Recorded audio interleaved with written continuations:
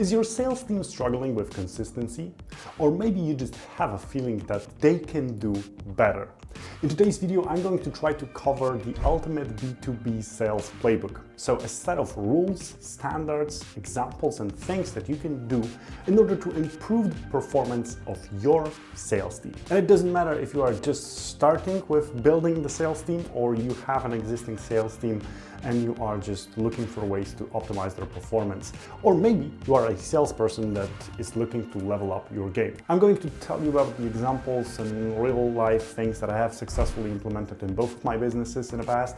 And since then, I have helped multiple customers of various sizes and shapes and industries and forms to improve their sales game. So let's start. Just to give you a highlight, a sales playbook is a set of rules, set of processes, set of standards that you have within your organization, within your sales department, that is serving as a sort of a guideline for all of the people to follow. And it doesn't mean that you have to have like a set of very strict corporate rules that are telling people what they should do and what button to click and so on and so forth. It just means that you have certain good practices that people are supposed to follow in order to maximize their chances of success and in order to maximize your chances of success, meaning the business chances of success. So you may ask what an actual sales playbook should include. And there are a couple of things. First and foremost, you should have defined goals and metrics. And I mean goals of individuals and goals or the goal of a whole sales team. This goal can be a monthly goal, this can be a quarterly goal, or this can be an annual goal.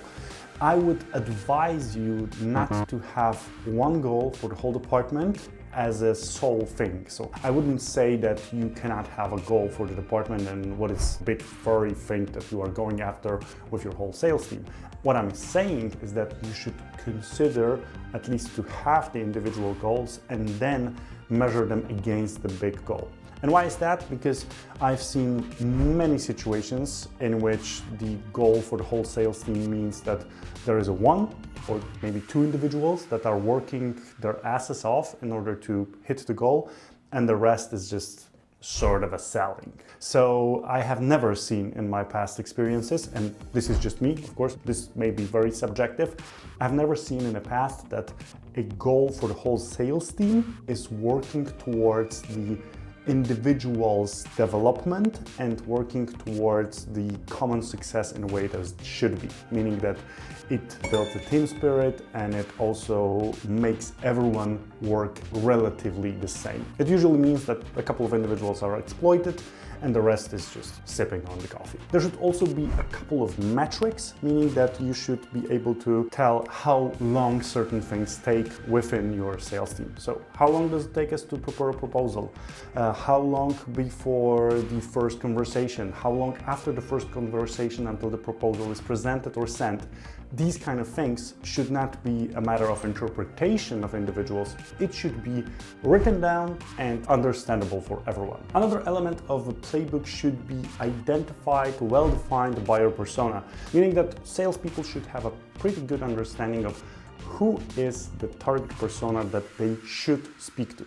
And this is important for many reasons, apart from improving your marketing efforts and doing a bunch of stuff differently. It is important to remember as a salesperson that in order to have better chances of success, you probably should have a certain individual on the other side of the table. Meaning that if you are selling a solution X and you are usually talking to HR managers, there's probably little to no chance that if you are talking to, let's say, an office administrator or to a frontline worker, you are going to successfully close the deal. And I've seen in the past multiple times that people are getting their hopes up and keeping their fingers crossed and hoping that they are going to sell, although there is no one on the other side of the table that is supposed to make a decision. Just an example. If you would like to get more valuable information about B2B sales and marketing, join our email broadcast, where we share resources with valuable information, marketing tricks and case studies of successful campaigns, proven scenarios for B2B sales, useful tools, and a ton more to help you improve your sales and marketing game and generate more leads. Another important element of the playbook are sales scripts and templates. And these are pretty important for multiple reasons. So having actual scripts written down or questions written down can help a new salesperson to get onboarded into the organization. It can help a seasoned pro to get a lifeline while being on a call talking about the product that they haven't sold for a while because they are, for example, taking care of different things. But it can also serve as a good reminder about the fact that there are certain best practices, there are certain questions that should be asked, there are certain paths that we are following in order to maximize our chances of success. So these might be closing techniques, these might be questions that you are supposed to ask during the discovery stage. These are the things that you should follow in order to, like I said, maximize your chances of success. Because I know that salespeople are individuals, but there are certain things that are working and that are improving our performance if implemented right. And if we have them written down and if we have a process that is sort of forcing us to look at them, we are just reminding ourselves that we can be better performers, we can be better salespeople if we follow certain best practices. And templates are very important for a very simple reason. They just speed things up when it comes to crafting emails, when it comes to preparing proposals, when it comes to estimating things.